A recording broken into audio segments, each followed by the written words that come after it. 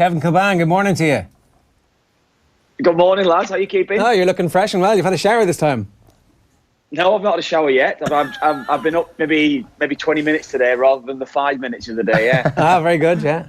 Good night last night?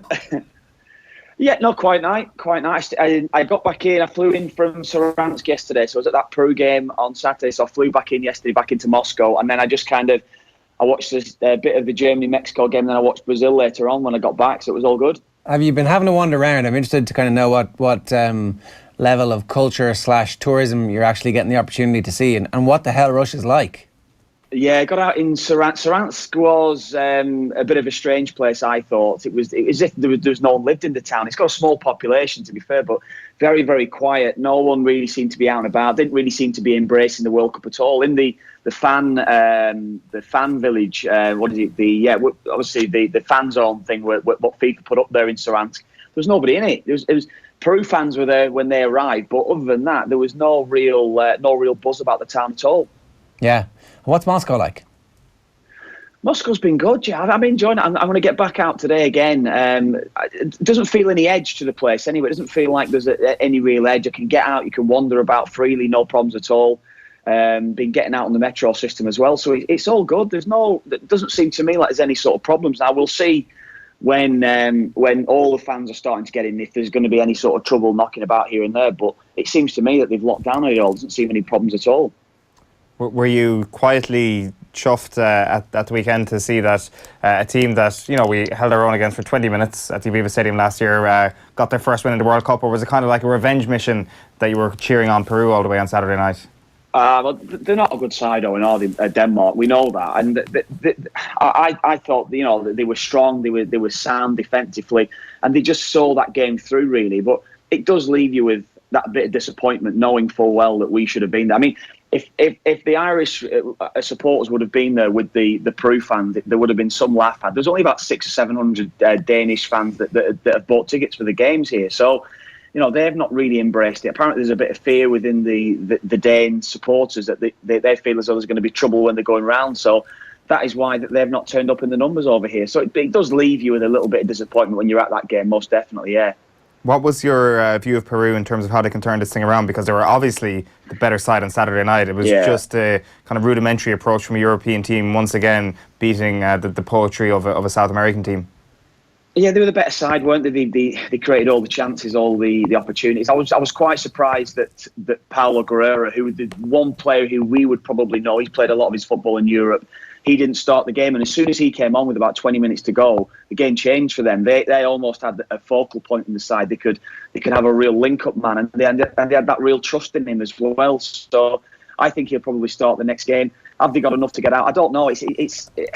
When you lose that first game like that, Denmark now, they probably play for a point in the next couple of games, and you're more or less going to go through on 4 points. Peru have to do something dramatic, but the way that they play, they'll play in the same sort of style. They'll send bodies forward. They'll probably create their own downfalls, as well as they did for that Denmark goal when both fullbacks bombed forward. They left themselves a bit exposed defensively, and that's what will probably happen again, I would imagine. But if they do get the chances, they need to maybe put them away this time, because when they missed that penalty, that almost killed the game from Peru's point of view just before half time. Pardon my ignorance, is it France-Denmark next, or do they play in the last game? It is Denmark. France. Peru in the next game. Okay, yeah, Peru. They've got Peru in the second game. Yeah. So Denmark could actually be through already by the time Peru get the chance. That's the thing. That's the thing where you're up against it, you're chasing it, and then Australia. I probably fancy them to beat Australia, and it's what they have to do now. They've got to go for it, really. Yeah. What was your view of what happened there at halftime with the fellow who missed the penalty for Peru being surrounded by his teammates? Like you were saying in commentary, all right, that it wasn't the correct thing to do, but did the players really have a choice given just how distraught he was? Maybe just get off the pitch, though, Owen. That's what I was thinking, maybe. And it was almost in tears, wasn't he? You can feel with the Peru fans when they've turned up here, they're putting so much pressure on that first game. Most of the fans I was talking to, even from Denmark, even some of the Denmark media team as well, saying we have to win this game. This is what it's about. So Peru and Denmark both felt they had to win that game. He's missed that pen. He's built up to something. Was it 30 odd years, 36 years since they've been at a World Cup? It all come down to him Christian Cueva taking that penalty. I mean, he's a class player.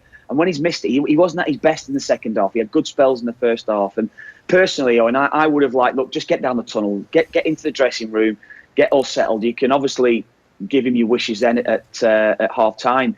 So I just felt they maybe highlighted something. And I don't feel as though he's at his best in that second half as well in the match. But it's understandable. Lads want to get round him. They want to try and support him. But I would have preferred it to be done. If it was me who'd missed the penalty, and of course I don't have a history of missing penalties in a World Cup, I would have preferred to get down the tunnel. That's what I would have done. Is that what you did, or did you go out and like wave goodbye to all the fans? In retrospect, I wanted to get down the tunnel. I think there was I remember when it was kind of.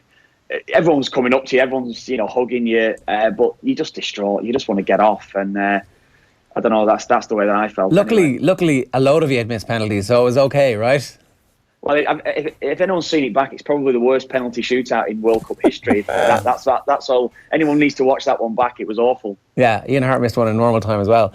What about England? Obviously, the team leaked 2 days ago, and it seems to have been the right team. And Southgate has confirmed that everybody could have guessed the team anyway. I'm actually genuinely excited. I'm looking forward to this game tonight. I really want to see how they're going to do. I think Tunisia are probably going to frustrate them, and this could easily be one of those famous nil-alls that have bedeviled England in recent years. And that actually, look, I don't know. I think they're going to have a reasonable tournament, and I'm not going to write them off if they do. But also, I wouldn't be putting your money or mine on England to win tonight. No, I wouldn't be. I wouldn't be backing them tonight. Most definitely. I think Tunisia will probably sit in. I think they'll make it so difficult. I think tactically the way you're going to set up in this game as well. Out of all the 6-8 top teams, England will be the only side that's going to be playing with three at the back. So let's see how tactically England are going to be within this one as well. Let's see how they're going to go against the side that's going to sit in deep against them.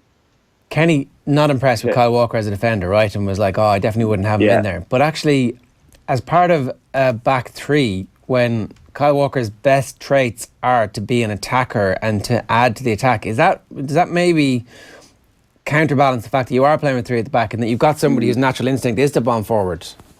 Yeah, well, I think in this game, you can actually, change your system, change your personnel and play in different ways. I think that back three, if they stay fit, if they stay without suspensions, that will be his back three. I think that's going to play the tournament.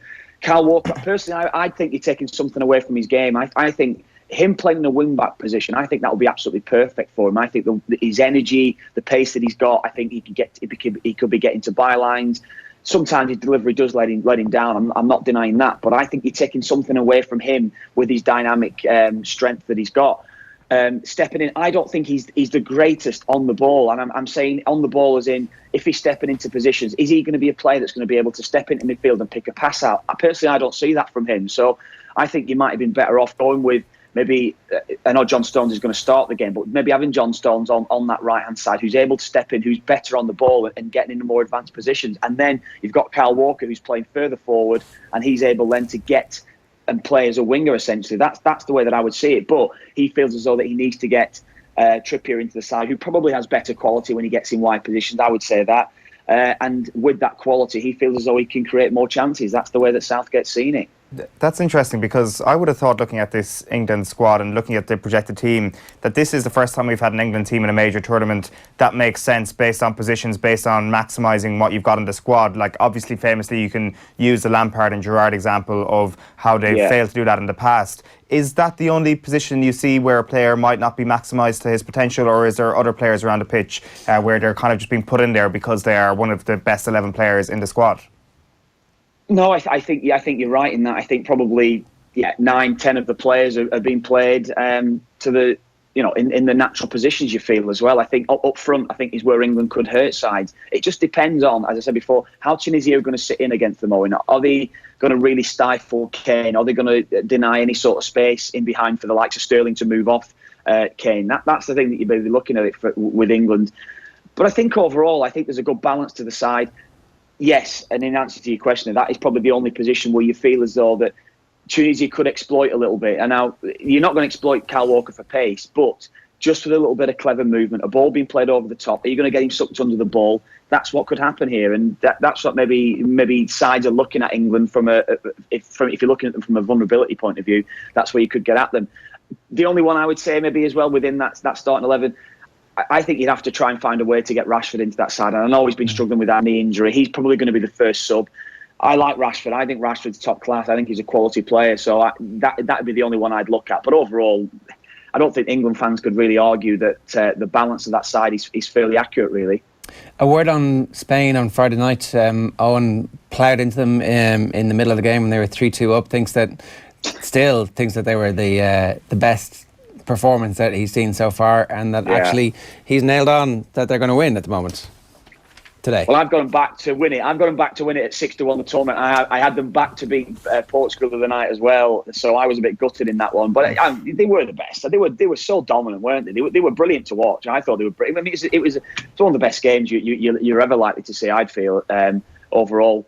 And they were undone by maybe sloppy defending, because that seems to what you're going to look at. What we're going to look at throughout this tournament. Yeah, even looking at Brazil last night, Brazil looked vulnerable defensively. They looked sloppy. Could have been a push to the goal. Don't get me wrong, but leaving a man who's free, not necessarily opening your body in that position, so you're able to jump up against the defender last night from a Brazilian point of view. That's what you're going to see. We're going to see sides looking vulnerable defensively, looking quite poor defensively, and that is where Spain come into it. That could go against them. But I think Spain played unbelievable football the night. It was great to watch. What's your view being of VAR so far, Kevin?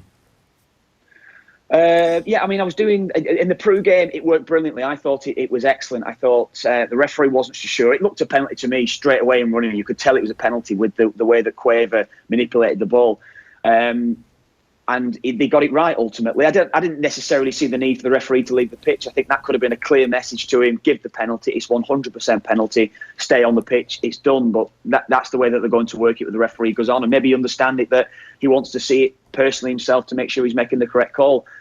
The Griezmann penalty for France, I don't think that is a clear and obvious penalty to give.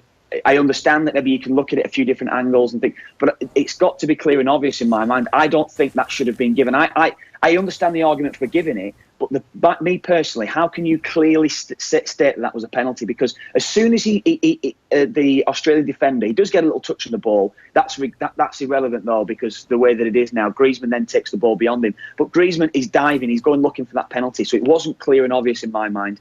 So I feel as though there's been a bit hit and miss. But I think it probably, by and large, I think it is better. It has been good. It's much better than the system that we've seen being used over in England in the FA Cup and League Cup games this season. I think it's worked quite effectively, other than that one, because that's the only one I'd maybe call on. What about the push in the back? Should it be used for situations like that where there's...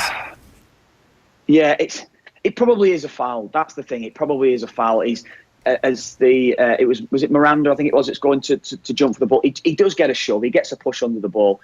Is it enough? Personally, I think Miranda's poor defensive shape, defensive body, because I think he needs to get his body open there, and I think he needs to get hold of the Swiss defender with his body open. He shuts himself off, so it's poor defending in my mind.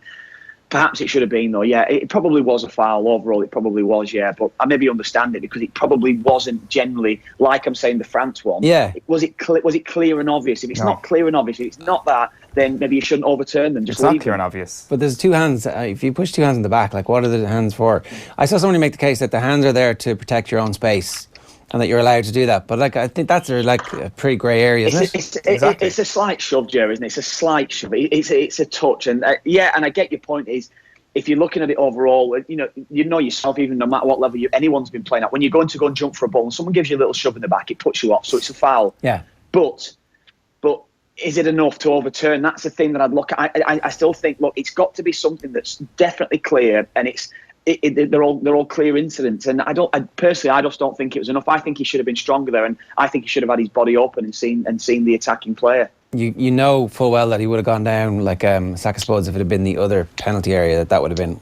Thanks very much. Yeah. Can you see any other teams outside the top teams winning this? Because we were just talking so Spain don't have a victory, Brazil don't have a victory, Argentina don't have a victory, Germany don't have a victory. If you'd gambled on that pre-tournament in the first round of group games, you'd be a rich person by this stage. But can you see somebody like Belgium, like Croatia, or somebody like that making a really deep run, potentially all the way to the final and winning this thing?